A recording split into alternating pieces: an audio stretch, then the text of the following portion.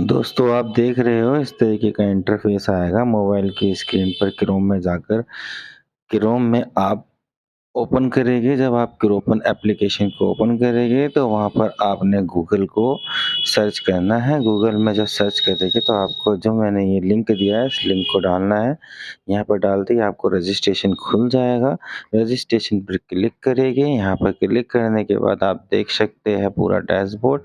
सबसे ऊपर mobile number, उसके बाद उनका फिर टाइमिंग सच है, फिर इसके बराबर में यहाँ देख सकते हैं नोटिस में आपको ब्रोस मिल जाएगा। ब्रोशर में इसमें आपको सारी की सारी जानकारी मिलेगी। ये ऑफिशियल नोटिफिकेशन है, इसको पढ़ना बहुत ज़रूरी है।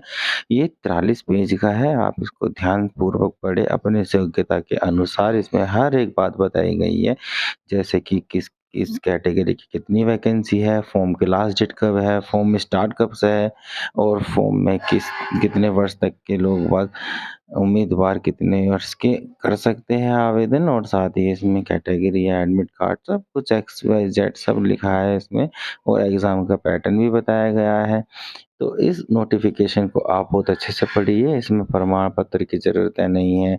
अदर स्टेट का व्यक्ति इसको अप्लाई कर सकता है, नहीं कर सकता है। सीबीटी एग्ज़ाम है झारखंड 10+2 लेवल का, तो आप इसको बहुत अच्छे से देख लीजिएगा, क्योंकि इसको देखे बिना आप फॉर्म बिल्कुल मत भरना, क्योंकि गलती हो सकती है।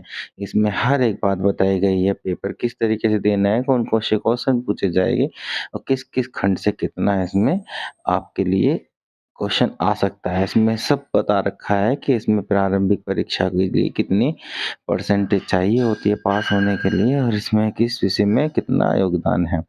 तो आप इसको बिल्कुल अच्छे से पढ़ लीजिएगा, ज़्यादा नहीं, 43 पेज का है। इसको पढ़ने के बाद आप सही से उस फॉर्म को भरिएगा। गलती बिल्कुल मत कीजिएगा, क्योंकि एक बार गलती बाद में पछतावा होता है। तो मैं आपको ये कहना चाहता हूँ कि आप इसे बिना पढ़े फॉर्म बिल्कुल ना डालें, रजिस्ट्रेशन बिल्कुल ना करें, एप्लीकेशन बिल्कुल ना भरें। इसको अच्छे से पढ़ें, उसके बाद भरें। फिर आप देख सकते हैं यहाँ पर डैशबोर्ड, इसमें होम गया है, होम पर क्लिक करते हैं। यहाँ पर इस तरीके से डैशबोर्ड आएगा, जिसमें आपको रजिस्ट्रेशन, लॉगिन और फॉरगेट पासवर्ड का दिया रहेगा इंटरफेस। तो आपने इसमें रजिस्ट्रेशन वाले पर क्लिक करना है। रजिस्ट्रेशन पे क्लिक करने के बाद आप उसको फॉर्म को ठीक से समझ लीजिएगा, क्योंकि मैं बताऊंगा, आप थोड़ा बहुत ही बताऊंगा, ज़्यादा नहीं बताऊंगा। आप इसको अपने तरीके से कर लीजिएगा बिल्कुल अच्छे से। और हाँ, एक बात और, इसमें कैंसिलेशन पॉलिसी, रिफंड कैंसिलेशन का भी नोटिस ज़रूर पढ़े, क्योंकि बिना पढ़े आपको कुछ समझ नहीं आएगा। रजिस्ट्रेशन देख लेते हैं। रजिस्ट्रेशन पे क्लिक करते हैं तो यहाँ पर 5 स्टेप दिए गए हैं। पहला रजिस्ट्रेशन का है, चलिए उसको बाद में देखेंगे। दूसरा एप्लीकेशन का है, तीसरा पेमेंट का है, चौथा अपलोडिंग का है, पाँचवा फाइनल सबमिशन का है। तो इसमें रजिस्ट्रेशन में सबसे पहले पूछेगा कि आप इंडियन सिटीजन हैं, तो उसमें आप यस करेंगे। फिर इसके बाद आपका नाम पूछेगा, फिर आपकी डेट ऑफ बर्थ पूछेगा। इसके बाद आपने यहाँ पे ईमेल आईडी डालनी है अपनी। ये जो भी आपकी सेक मतलब कि डिटेल्स है, आप इसको बिल्कुल ऐसा भरें ताकि कोई दिक्कत ना हो, क्योंकि क्या होता है, बहुत सी जल्दबाजी में गलत डाल देते हैं, फिर उसमें कोई सुधार या कुछ नहीं कर पाया गया, उसमें आपको प्रॉब्लम होने की संभावना बहुत है। तो इसलिए मैं आपसे बता रहा हूँ कि आप जो भी कुछ डालें इसमें बहुत अच्छे से ध्यान से देख कर डालें, क्योंकि एक बार की गलती बाद में पछतावा बहुत होता है। तो यहाँ पे ईमेल आईडी डालेंगे, ईमेल आईडी पे यहाँ जनरेट ओटीपी करेंगे तो आपका ओटीपी आएगा। वैसे ही यहाँ मोबाइल नंबर डालेंगे तो यहाँ पर भी आपका ओटीपी आ जाएगा।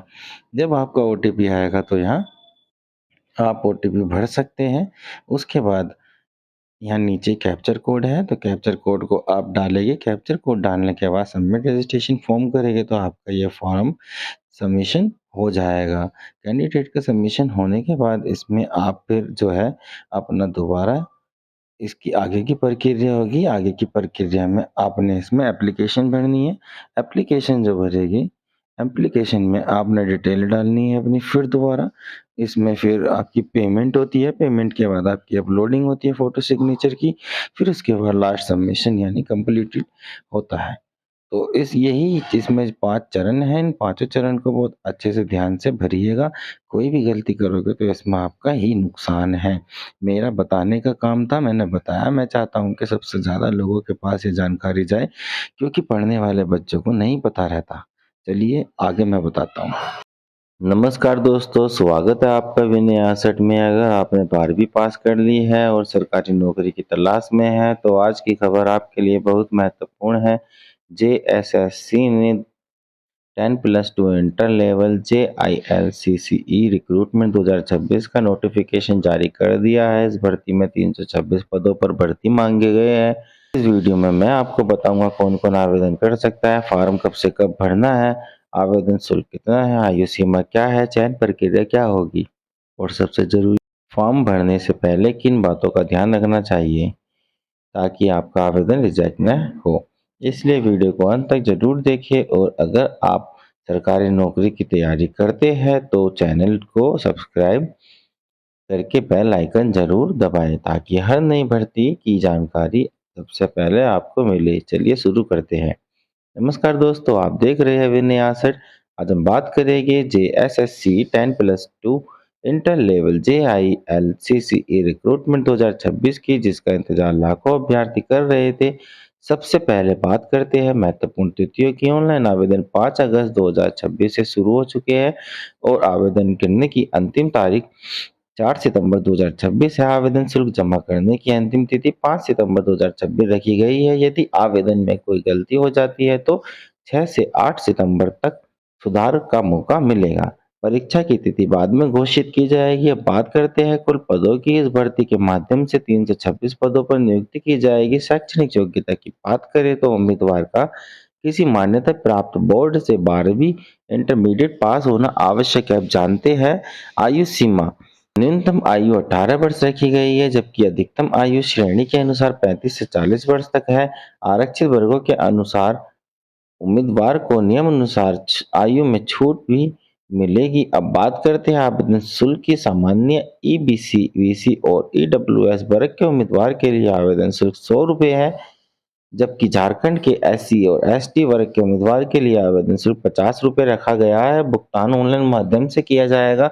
अब जानते हैं चयन प्रक्रिया। सबसे पहले लिखित परीक्षा होगी, उसके बाद PET, PST और फिर मेडिकल परीक्षा आयोजित की जाएगी। अंतिम चयन सभी चरणों में सफल होने वाले अभ्यर्थियों का होगा। फॉर्म भरते समय ध्यान रखने योग्य बातें। आवेदन करने से पहले आधिकारिक नोटिफिकेशन जरूर पढ़ें। सभी दस्तावेज पहले से तैयार रखें। नाम, जन्म तिथि और फोटो सही तरीके से अपलोड करें। अंतिम तिथि का इंतजार बिल्कुल न करें। आवेदन जमा करने के बाद अपना प्रिंट आउट सुरक्षित रख लें। दोस्तों, अगर आप 12वीं पास है और सरकारी नौकरी की तैयारी कर रहे हैं तो यह भर्ती आपके लिए एक अच्छा अवसर हो सकती है। यदि आपको यह जानकारी उपयोगी लगी तो वीडियो को लाइक करें, अपने दोस्तों के साथ शेयर करें। ऐसी ही सरकारी नौकरी की सबसे तेज और सटीक जानकारी के लिए विनय 61 चैनल को सब्सक्राइब करना बिल्कुल न भूलें। धन्यवाद। मिलते हैं अगली भर्ती अपडेट के साथ। जय हिंद, जय भारत, वंदे मातरम।